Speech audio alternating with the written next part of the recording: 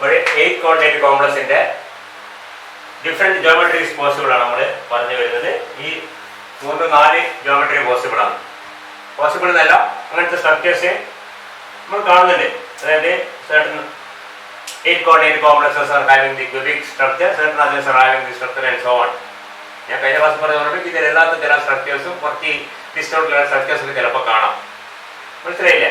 ഇത് സാധാരണ കണ്ടുവരുന്ന സ്ട്രക്ചേഴ്സ് ആണ്. ഫോർ എക്സാമ്പിൾ ക്യൂബിക് സ്ട്രക്ചർ നമുക്കറിയാം. ക്യൂബിക് സ്ട്രക്ചറിനെ ഇങ്ങനെ ഡീറ്റെയിൽസ് പറഞ്ഞു കഴിഞ്ഞാൽ ക്യൂബിക് എന്ന് പറഞ്ഞാൽ ഒരു ക്യൂബിന്റെ 8 കോർണറിൽ അല്ലെങ്കിൽ 8 വെർട്ടക്സിൽ ലിഗാൻഡ്സ് ഉണ്ടാവും. ക്യൂബിന്റെ ബോഡി സെന്ററിൽ മെറ്റൽ ഉണ്ടാവും. എക്സാമ്പിൾ ഈസ്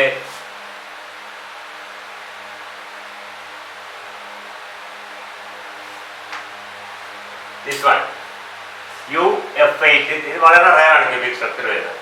വളരെ സിമെട്രിക് ആണെങ്കിലും കാണുന്നത് വളരെ റയർ ആയിട്ടാണ്. ഒരു എക്സാമ്പിൾ ഇതാണ് UF8. Uranium is at the center of a cube and the 8 fluoride ions are placed at the 8 corners of a cube. Square antiprism നമ്മൾ കഴിഞ്ഞ ക്ലാസ് സ്ക്വയർ ആന്റിപ്രിസം എന്ന് പറഞ്ഞു കഴിഞ്ഞാൽ ഇതേപോലത്തെ ക്യൂബിന്റെ ഒരു മേലുള്ള താഴെ 2 ഫേസ് നോക്കി കഴിഞ്ഞാൽ മേലെ ഫേസ് സ്ക്വയർ ഫേസ് ആയിരിക്കും. ആ താഴെയുള്ള സ്ക്വയർ ഫേസും മേലുള്ള സ്ക്വയർ ഫേസും എക്ലിപ്സ്ഡ് സ്റ്റേറ്റിലായിരിക്കും ഉണ്ടാവുക ക്യൂബില്. അതൊന്ന് 45 ഡിഗ്രി തിരിച്ചു കഴിഞ്ഞാൽ നമുക്ക് എന്ത് കിട്ടി? സ്ക്വയർ ആന്റിപ്രിസം കിട്ടി. Example R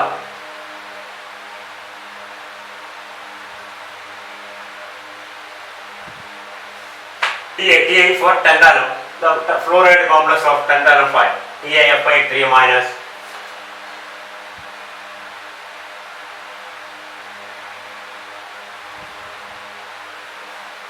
Rhenium complex, rhenium എന്ന് പറഞ്ഞാൽ മാംഗനീസിന്റെ ഗ്രൂപ്പിൽ manganese technetium rhenium, ReF8 2 minus. Or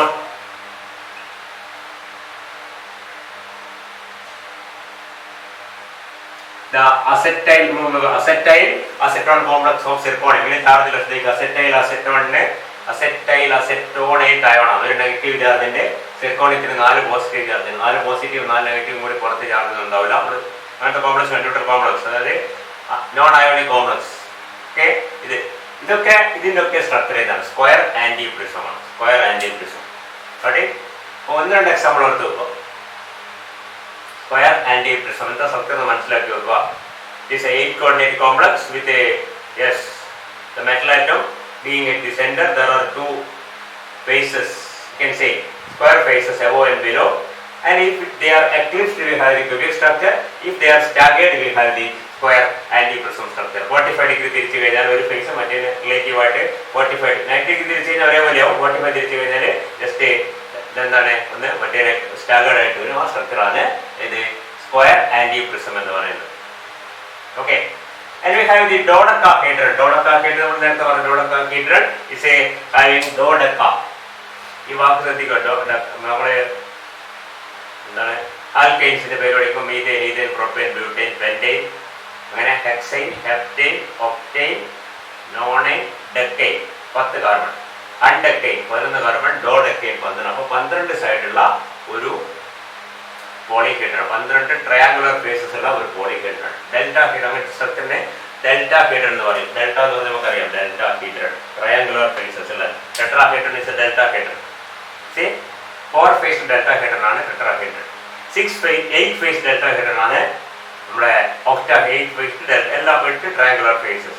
12 face ഡെൽറ്റാഹെഡ്രൺ ആണ് ഡോഡക്ക. 12 അതിൽ 12 ആണ് ഡോഡക്കാഹെഡ്രൺ. അതിനെ 8 വെർട്ടക്സ് ഉണ്ടാവും, വെർട്ടിസസ്. കഴിഞ്ഞ ക്ലാസ് പറഞ്ഞ ഓർമ്മ ഇവിടെ വളരെ സിസ്റ്റമാറ്റിക് ആയിട്ട് ഡെവലപ്പ് ചെയ്യുന്നതിൽ 4, അതായത് number of faces and number of vertices. ടെട്രാഹെഡ്രണ് എന്താണ്?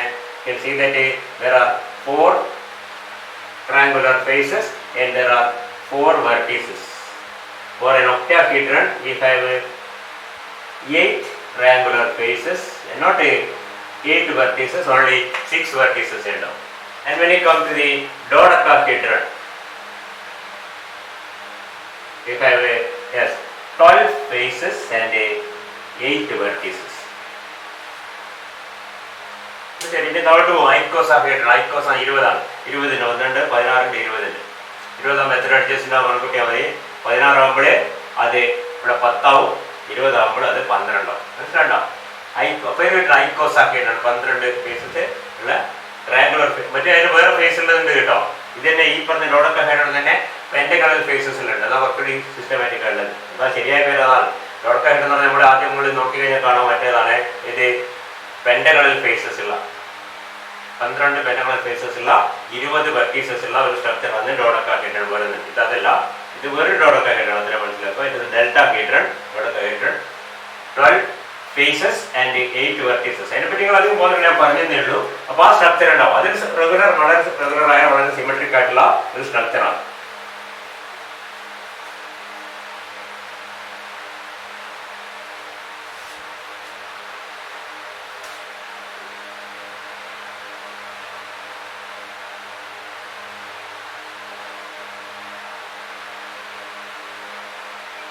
This is the example for a dodecahedron. That is a MO, molybdenum complex of a cyanide. 8 cyanide complexes arranged around the molybdenum 6, and we can see that it has the dodecahedral structure. Okay. Or another example is a zirconium complex, cedar oxalate 4 times, 2 minus. 4 minus, 2 minus അല്ല 4 minus. കാരണം ഓക്സലേറ്റിന് 2 negative charge ഉണ്ട്. അപ്പോൾ 4 ഓക്സലേറ്റിന് 8 negative charge ഉണ്ടാവും. സിർക്കോണിയത്തിന് 4 positive charge ആണ്. അപ്പോൾ മൊത്തത്തിൽ 4. This is another example for a dodecahedral structure. പിന്നെയുള്ള വേറൊരു ജിയോമെട്രി കാണുന്നത് എന്താണ്? By capped trigonal prism. By capped trigonal prism. 2 capping എന്ന് പറഞ്ഞാൽ ഒരു ട്രയാഗണൽ പ്രിസത്തിന് നമ്മൾ ഇന്നലെ കഴിഞ്ഞ മാസം പറഞ്ഞു കഴിഞ്ഞു 3ഉം 2ഉം 5 ഫേസസ് ഉണ്ട്.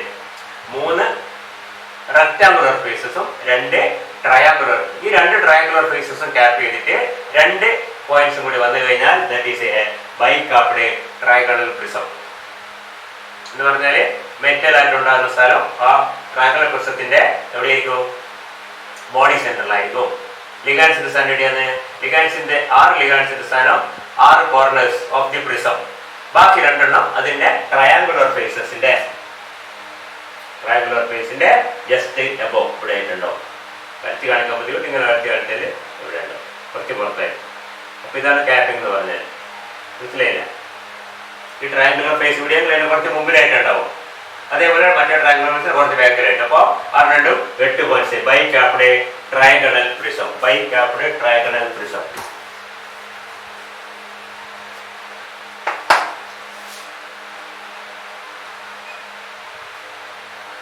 An example is this one, ZR F8 4 minus. Zirconium complex ആണെങ്കിൽ zirconium formula complex.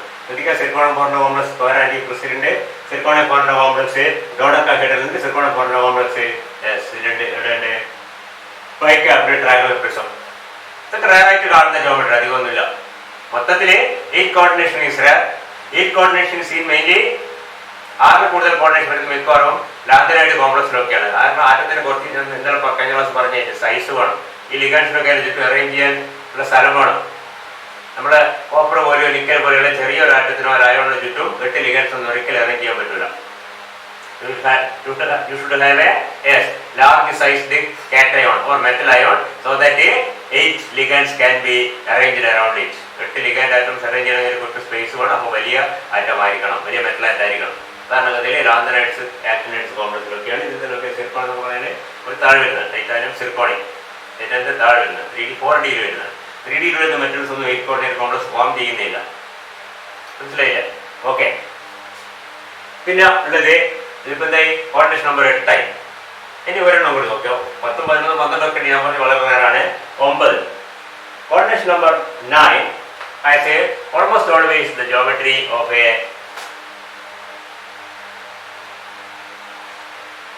tri-capped trigonal prism. Tri-capped trigonal prism.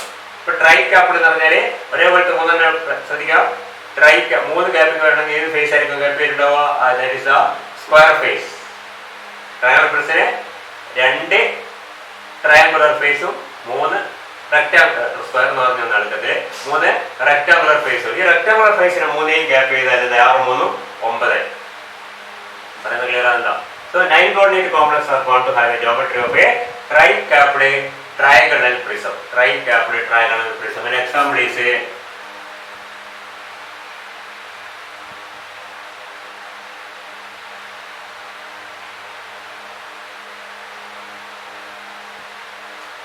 neodymium complex. Neodymium എന്നതിനെ പാടുന്നില്ല.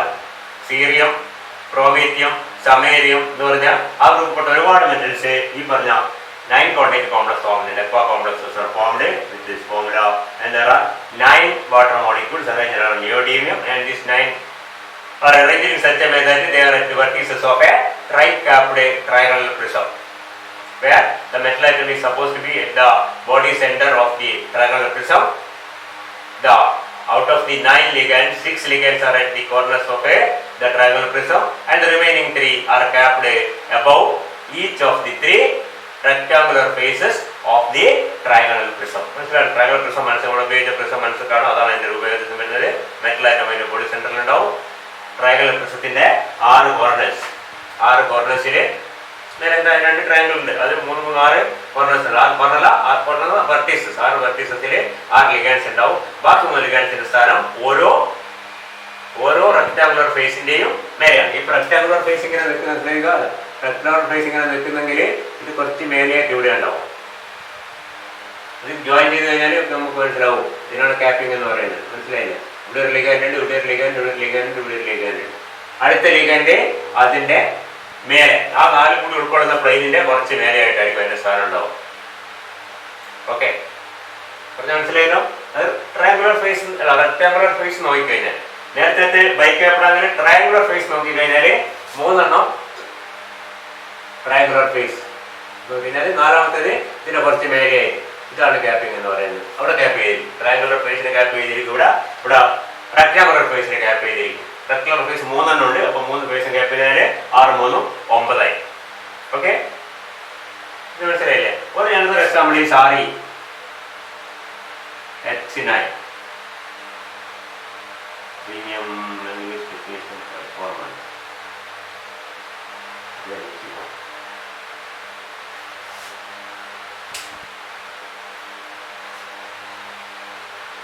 Minus ആണോ? Okay, ReH9 hydride complex. Hydrogen small ആണ് ഇതിൽ ഹൈഡ്രൈഡ്. ReH9 ഒരു example ആണ്. ഇത് വേറെ example. അപ്പോൾ ഇത്രയൊക്കെയാണ് നമ്മുടെ ഇപ്പം പറഞ്ഞു എന്താണ് stereo chemistry of a coordination compounds with a different coordination numbers ranging from 2 to 9. 10ഉം 11ഉം 12ഉം ഒക്കെ അപൂർവമായിട്ട് കാണുന്ന കോർഡിനേഷൻ നമ്പേഴ്സ് ആണ്. അതിനകത്ത് ഓരോ ഷേപ്പുകളുണ്ട്. എത്രത്തോളം നമ്മൾ വേണ്ട.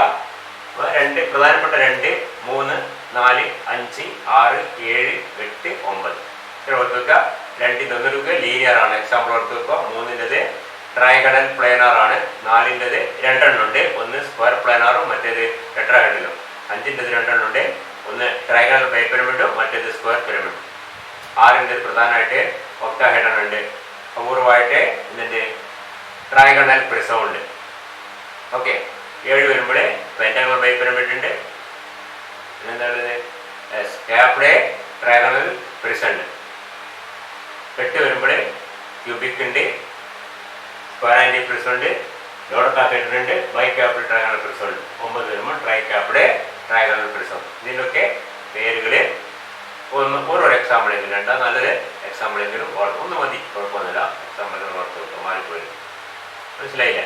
ഇതാണ് അതിൻ്റെ സ്റ്റീരിയോ കെമിസ്ട്രി എന്ന് പറഞ്ഞ ഭാഗം. ഒന്നാമത് സിലബസിൽ ആ യൂണിറ്റിൽ പറഞ്ഞ ഒന്നാമത്തെ വാക്കാണ് stereo chemistry of coordination compounds. Okay, ഇതിലൊക്കെ ശ്രദ്ധിക്കേണ്ട ഞാൻ പറഞ്ഞു. ബയോളജി ട്രൈഗണലൊക്കെ വരുമ്പോൾ കറക്റ്റായിട്ട് അത് നമ്മൾ ഈ ജോമെട്രി എന്ന് ഉദ്ദേശിക്കുന്നത് എന്താണ്? ഈ മൊത്തത്തിൽ ഇത് ഷേപ്പിംഗ് ഒന്നും ആയിരിക്കില്ല. അസെറ്റൈൽ അസെറ്റോൺ എന്നൊക്കെ പറഞ്ഞാൽ അതിൽ ഒരുപാട് കാർബൺ ആറ്റംസ് ഒക്കെ ഉണ്ട്. CH3 CH3 CH3 O1. ഈ ആറ്റങ്ങളുടെ സ്ഥാനം നമ്മൾ ലിഗൻഡ് എന്ന് പറയുന്നത് ഈ ആറ്റങ്ങളുടെ സ്ഥാനം മെറ്റലിലേക്ക് സിർക്കോണിയത്തിലേക്ക് കോർഡിനേറ്റ് ചെയ്യുന്നത് ഇതാണ്. ഈ 2 ഓക്സിജൻ ആണെങ്കിൽ ഈ 8 ഓക്സിജനും ഈ സിർക്കോണിയും കൂടി ജോയിൻ ചെയ്ത് കഴിഞ്ഞാൽ എന്തായിരിക്കും അതിന്റെ ഷേപ്പ്? അതൊരു സ്ക്വയർ ആൻറ്റി അല്ലെങ്കിൽ എന്താണ് ഇവിടെ ഓക്സിഡേറ്റ് ആണെങ്കിൽ ഡോഡെക്കാഹെഡ്രൺ ആയിരിക്കും. മനസ്സിലായില്ലേ? ബാക്കി ആറ്റങ്ങളുടെ സ്ഥാനം നമ്മൾ ശ്രദ്ധിക്കുന്നില്ല. മോണോഡേറ്റഡ് ലിഗാൻഡ് ആണെങ്കിൽ ഫ്ലോറൈഡ് കോംപ്ലക്സ് നമുക്ക് കൃത്യമായിട്ട് പറയാൻ പറ്റും. മറ്റ് വലിയ ലിഗാൻഡ്സ് ഒക്കെ ഉണ്ടെങ്കിലും നമ്മൾ ഉദ്ദേശിക്കുന്നത് എന്താണ്? ഈ പറഞ്ഞ ലിഗാൻഡ്സ് അല്ലെങ്കിൽ ഡോണർ ആറ്റംസ് ലിഗാൻഡിന്റെ മുകളിൽ ഡോണർ ആറ്റം, ഏത് ആറ്റമാണോ മെറ്റലായിട്ട് കോഡ് ചെയ്യുന്നത് ആ ആറ്റം മെറ്റലുമായിട്ട് ജോയിൻ ചെയ്ത് ആ ആറ്റത്തിനെ മാത്രം നോക്കിക്കൊണ്ട് ആ ആറ്റങ്ങളുടെ സ്ഥാനമാണ് എവിടെ വരുന്നത്, അറ്റ് കോർണേഴ്സ് ഓഫ് എ ക്യൂബോ ലെറ്റ് കോർണേഴ്സ് ഓഫ് റോഡൊക്കെ ആറ്റങ്ങളൊക്കെ വരുന്നത്. ബാക്കി ആറ്റങ്ങൾക്ക് എവിടെയും കിടക്കണ്ടോ, നമ്മളതിനെ പറ്റി ബോധം ചെയ്യുന്നില്ല. മോണോഡെൻഡേറ്റ് അകൽ കൃത്യമാണ്, കാരണം വേറെയൊന്നുമില്ല. പക്ഷെ മറ്റു ലിഗൻസ് അല്ലെങ്കിൽ മോണോഡെൻഡേറ്റ് തന്നെ, മോണോഡെൻഡേറ്റിനല്ല എന്താണ്, അതിൽ തന്നെ വലിയ വലിയ മോളിക്യൂൾ ഉണ്ടാവും. അതിലൊക്കെ മറ്റു ആറ്റങ്ങളുടെ സ്ഥാനമല്ല നോക്കുന്നത്. ഡോണർ ആറ്റവും മെറ്റലും റിലേറ്റീവായിട്ട് എവിടെ നിൽക്കുന്നു, അത് ലീനിയർ ആണ്.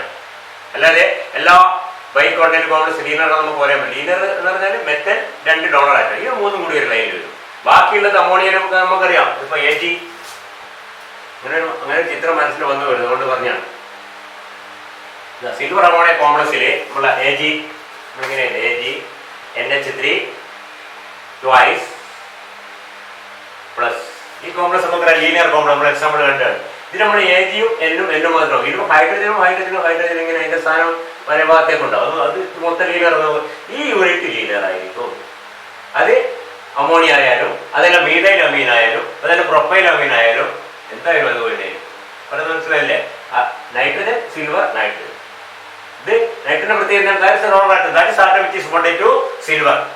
കാരണം നൈട്രജന്റെ ലോൺ പെയർ ആണ് സിൽവറിന് കൊടുക്കുന്നത്. അപ്പൊ നൈട്രജൻ ആറ്റവും സിൽവറും മറ്റേ നൈട്രജൻ ആറ്റവും കൂടി ഒരു ലൈനിൽ കിടക്കും. മനസ്സിലായില്ലേ. PT എക്സാമ്പിൾ കണ്ടാണ്, ട്രൈഫിനൈൽ ഫോസ്ഫീൻ ത്രൈസ്. ഇതിലാരെ ഡോണർ ആറ്റം ഫോസ്ഫറസ് ആണ്. അപ്പോഴേ ഈ PTയും 3 ഫോസ്ഫറസും കറക്റ്റ് ആയിട്ട് ഈ ഫോസ്ഫറസ് ഇതിന് ഒരു ട്രൈഗണൽ. ഇതിന്റെ മുകളിൽ ഫിനൈൽ ഗ്രൂപ്പിംഗ് ഇങ്ങനെ ഇരിക്കണ്ട, അതിനെപ്പറ്റി നമ്മൾ വേറെ ചെയ്യുന്നില്ല. അത് മനസ്സിൽ വേണം ഈ പറഞ്ഞ കാര്യങ്ങൾ. അതുകൊണ്ട് പറഞ്ഞേ ഉള്ളൂ. അത് ക്ലിയർ ആയല്ലോ. മറ്റാറ്റങ്ങളുടെ സാധനമല്ല ഡോണർ ആറ്റവും മെറ്റലും. ലിഗാൻഡ് എന്ന് പറയുമ്പോൾ ഡോണർ ആറ്റം മാത്രമേ കാണുന്നുള്ളൂ. അങ്ങനെ വരുമ്പോഴുള്ള ഷേപ്പാണ് ട്രൈഗണൽ പ്ലേനാർ എന്ന് പറയുന്നത്. രണ്ട് ഫുൾ പ്ലേനാർ മോളിക്കൂൾ കാര്യങ്ങൾ, കാരണം ഫിനൈൽ ഗ്രൂപ്പുകളൊക്കെ പല ഭാഗത്തേക്ക് തിരിഞ്ഞിട്ടുണ്ടോ നമുക്കറിയാം. ഓക്കെ, അത് ശ്രദ്ധിക്കാം. അപ്പൊ ആ ഒരു വാക്ക് കഴിഞ്ഞ് നമ്മുടെ സിലബസ് ഉള്ളത് that is the serial chemistry of a coordination compounds. ഇനി അടുത്ത വാക്ക് വരുന്നത് നമ്മളോട് നേരത്തെ പറഞ്ഞു, നോമോക്ലേച്ചറും ഐസോമർസും എന്ന കാര്യങ്ങളൊക്കെ ഡിഗ്രി ക്ലാസ് പഠിച്ചാണ്. മുമ്പേ നമ്മുടെ സിലബസ് ഉണ്ടായിരുന്നു, നമുക്ക് മാറ്റിക്കളഞ്ഞാണ്. അതിന്റെ ആവശ്യമില്ല. കാരണം ഇതൊക്കെ പഠിച്ച കാര്യങ്ങളും സിമ്പിളായ കാര്യങ്ങളും വീണ്ടും വീണ്ടും നമ്മൾ അതിലേക്ക് പോകേണ്ട ആവശ്യമില്ല.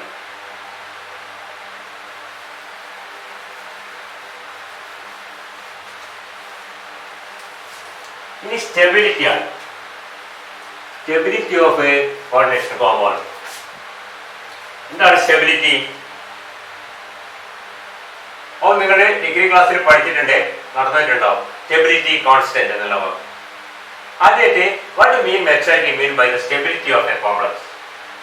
ഒരു കോംപ്ലക്സിന്റെ കോമ്പൗണ്ട് സ്റ്റെബിലിറ്റി എന്ന് പറഞ്ഞാൽ can think of 2 types of stability. One is the thermodynamic stability, other one is the kinetic stability. മനസ്സിലാണോ? തെർമോഡൈനാമിക് സ്റ്റെബിലിറ്റി ഉണ്ടാവാം, കൈനറ്റിക്സ്. എന്താ വ്യത്യാസം തമ്മിൽ? Thermodynamics is connected to the equilibrium constant. That is a reaction like this, A plus B giving C. You can see the equilibrium constant K is equal to molar concentration of C divided by molar concentration of A, or activity എന്ന് പറയാൻ കുഴപ്പമില്ല, അതിന് molar concentration of B. അതാണ് കൂടുതൽ ശരി activity എന്ന് പറയുന്നത്.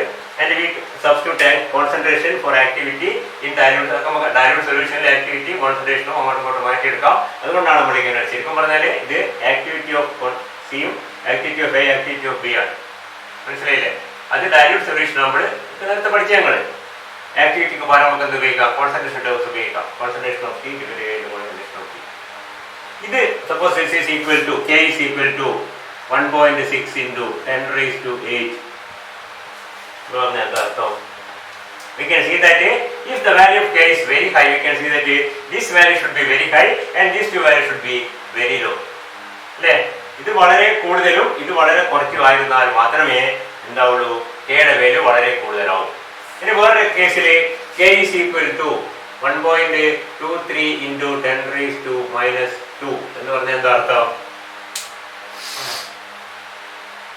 K is much less than 1, വളരെ വളരെ കുറവാണ് എന്ന് പറഞ്ഞാൽ if K is this way, we can say this reaction proceeds only to a very small extent, or we can say that yes, the C is thermodynamically less stable compared to a mixture of A and B. A and B are stable, C is stable. അതുകൊണ്ട് സിയിലേക്ക് പോകാനുള്ള അല്ല tendency അതിന് വളരെ കുറവായിരിക്കും. Reaction ഇക്വിലിബ്രിയത്തിൽ എത്തിക്കഴിഞ്ഞാൽ പോലും സിന്റെ കോൺസെൻട്രേഷൻ ആ മീഡിയത്തിന് വളരെ കുറഞ്ഞുകൊണ്ടാണ്, എ ബി കൂടുതലായത് കൊണ്ടാണ് കെന്റെ വാല്യൂ വളരെ കുറഞ്ഞിരിക്കുന്നത് നമുക്കറിയാം.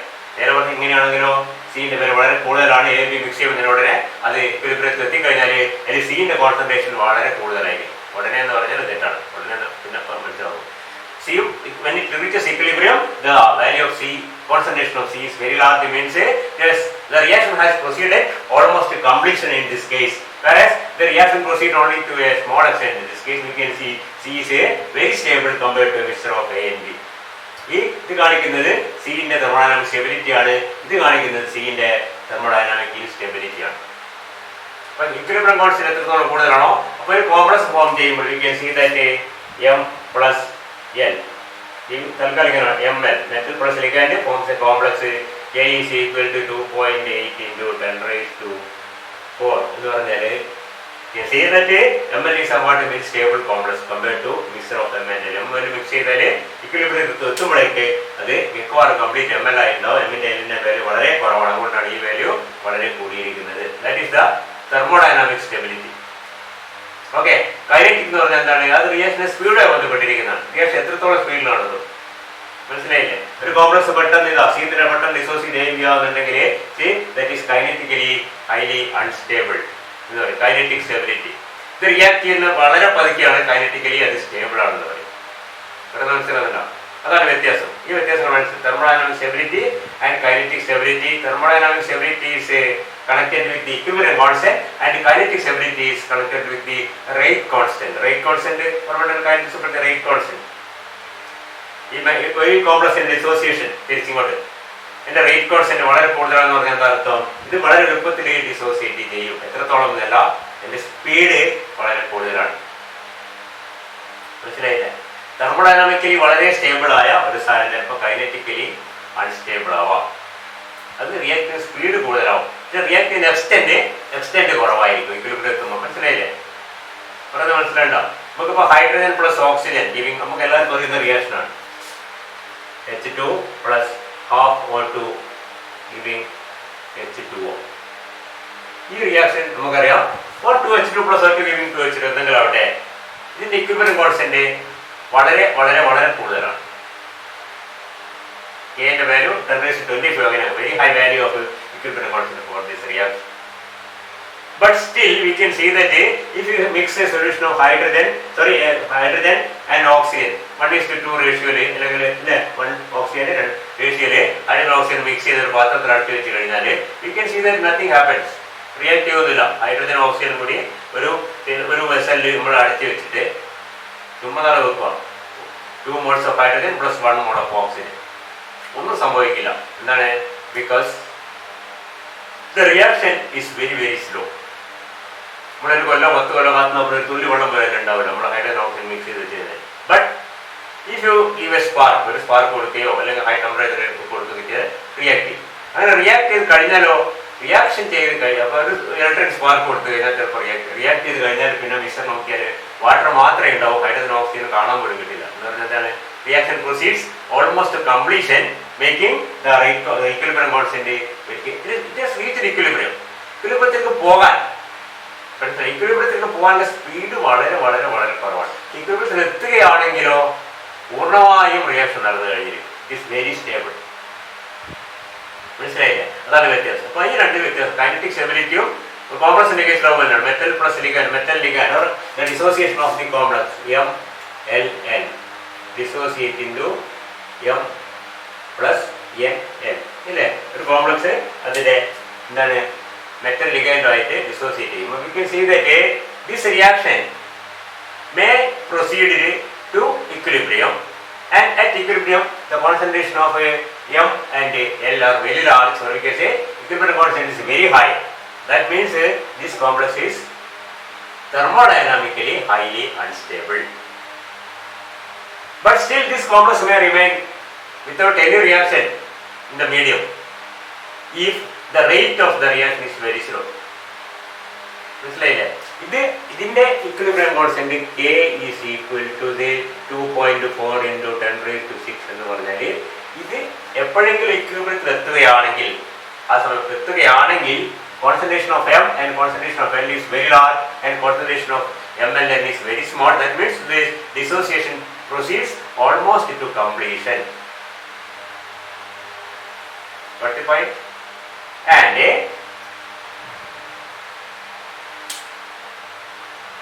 but if the reaction rate is slow, speed കുറവാണ്, it will take some say many years. അത് പ്രശ്നമല്ല. That means kinetically ഇത് വളരെ സ്റ്റേബിൾ ആണ്. കാരണം ഇത് റിയാക്ട് ചെയ്യുന്നത് സ്ലോ ആണ്. ഇത് റിയാക്ട് ചെയ്യുന്നുണ്ട്. അപ്പോൾ റിയാക്ട് ചെയ്തിട്ട് എപ്പോഴെങ്കിലും അത് ചിലപ്പോൾ ഒരു മിനിറ്റ് ഉണ്ടാവാം, 10 മിനിറ്റ് ഉണ്ടാവാം, ഒരു മണിക്കൂർ ഉണ്ടാവാം, 10 മണിക്കൂർ ഉണ്ടാവാം, 10 ദിവസം ഉണ്ടാവാം.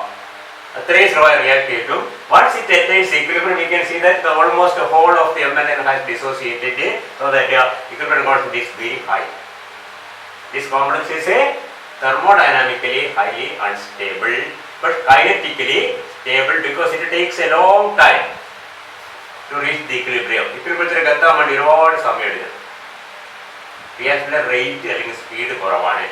കൈനറ്റിക്കലി ഇത് സ്റ്റേബിൾ ആണ് ടുവേർഡ്സ് ഡിസോസിയേഷൻ. സ്റ്റേബിൾ എന്ന് പറഞ്ഞാൽ ടുവേർഡ്സ് അതും വേറെ പ്രശ്നമാണ്. കൈനറ്റിക്കലി സ്റ്റേബിൾ എന്ന് പറഞ്ഞാൽ വേറെ റിയാക്ട് ചേർത്താൽ പെട്ടെന്ന് ഡീകമ്പോസ് ചെയ്യും. അത് കൈനറ്റിക്കലി സ്റ്റേബിൾ ടുവേർഡ്സ് ഡീകമ്പോസ് ഒരു മീഡിയത്തിൽ അക്വസ് മീഡിയത്തിലാണ്. അക്വസ് മീഡിയത്തിൽ ഈ കോംപ്ലക്സ് ഡിസോസിയേറ്റ് ചെയ്യുന്ന സ്പീഡ് വളരെ കുറവാണ്. That is a kinetically stable complex. അതിന് നമ്മൾ വേറൊരു വാക്ക് പറയും. അതിന് പറയുന്ന വാക്ക് ഇനർട്ട് കോംപ്ലക്സ് എന്ന് പറയും. നമ്മൾ പിന്നെ വിശദമായിട്ട് പഠിക്കുക. കൈനറ്റിക്കലി അൺസ്റ്റേബിൾ എങ്കിൽ ഈ വാക്കുകൾ ഡിഗ്രി ക്ലാസ്സിൽ പഠിച്ചിട്ടുണ്ട്. ലബൈൽ കോംപ്ലക്സ് എന്ന് പറയും. And these are purely kinetic terms. Understand that is related with the speed of the reaction or rate of the reaction. If the rate of the dissociation of MLN is very very low or very small, we say that's a inert complex. If the rate of dissociation of the complex is very large, we say that's a labile complex. If this reaction proceeds to equilibrium and once it reaches equilibrium, the concentration of these two are very large, we say that is a thermodynamically unstable. If this reaction proceeds to equilibrium and at equilibrium, still at equilibrium, the concentration of these two things are very small relative to this one, we say reaction proceeds to a small extent. That means it is a thermodynamically stable. തിരിച്ചു പറഞ്ഞാൽ thermodynamically stable ആയ ഒരു complex കൈനറ്റിക്കലി stable ആവണമെന്നില്ല, കൂടായെന്നില്ല. അതേപോലെ തന്നെ thermodynamically unstable ആയ ഒരു complex കൈനറ്റിക്കലി stable or unstable. Kinetic term ഉപയോഗിച്ച കുറച്ചുകൾ. Stable and unstable is related to thermodynamics and inert and labile is related to kinetics. So we can say an inert complex or a stable complex. A stable complex may be either inert or labile. An unstable complex also may be either inert or labile. ഇത് റിയാക്ഷന്റെ സ്പീഡിനെ സൂചിപ്പിക്കുന്നതാണ്. ഇത് reaction equilibrium എത്തിക്കഴിഞ്ഞാൽ ഉള്ള relative concentration of the കമ്പോണൻസിനെ സൂചിപ്പിക്കുന്നതാണ്. മാറിപ്പോയത് മനസ്സിലായില്ലേ? Thermodynamically stable ആയ complex തന്നെ വേണമെങ്കിൽ ഇനർട്ട് ആവാം, വേണമെങ്കിൽ ലബൈൽ ആവാം. തെർമോഡൈനാമിക്കലി ഹൈലി അൺസ്റ്റേബിൾ ആയ കോംപ്ലക്സിന് വേണമെങ്കിൽ ഇനർട്ട് ആവാം, വേണമെങ്കിൽ ലബൈൽ ആവാം. അത് വേറെ പല ഫാക്ടേഴ്സ് ആണ്. നമ്മൾ കുറച്ചുകൂടി കാണുന്നത് ലബൈലായി. അപ്പോൾ സ്റ്റെബിലിറ്റി എന്നുള്ള വാക്ക് ശ്രദ്ധിക്കണം. അപ്പോൾ നമ്മൾ ഉദ്ദേശിക്കുന്നത് അതിൻ്റെ തെർമോഡൈനാമിക്സിനെ പറ്റിയാണ്. കൈനറ്റിക്സ് നമ്മൾ വേറെ സ്ഥലത്ത് കാണുന്നത്, റിയാക്ഷൻ റേറ്റ് ഒക്കെ വേറെ സ്ഥലത്ത് പഠിക്കുന്നത്. ഒരു കോംപ്ലക്സിന്റെ തെർമോഡൈനാമിക് സ്റ്റെബിലിറ്റി.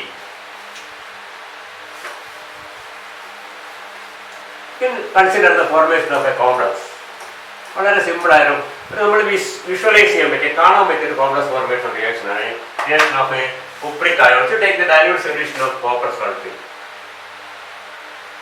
In water. വെള്ളത്തില് കോപ്പർ സൾഫേറ്റ്, നമ്മൾ സാധാരണ കോപ്പറിന്റെ ക്വാളിറ്റി അനാലിസിസ് ഒക്കെ ചെയ്യുന്ന ഒരു ടെസ്റ്റാണ് copper sulphate dilute solution. It is having a dilute solution എങ്കിൽ വളരെ പെയിലായ ഒരു ബ്ലൂ കളറായി ഉണ്ടായിരിക്കും. And to this we add a excess of a ammonia solution, and we can see the pale blue color immediately changes to deep blue. And you know that this is due to the formation of a complex.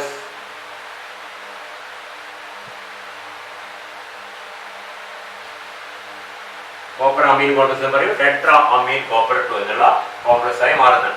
ഇതിന്റെ deep blue colour ഉണ്ട്. ഇതെന്താണ് pale blue colour? when you dissolve copper sulfate in water,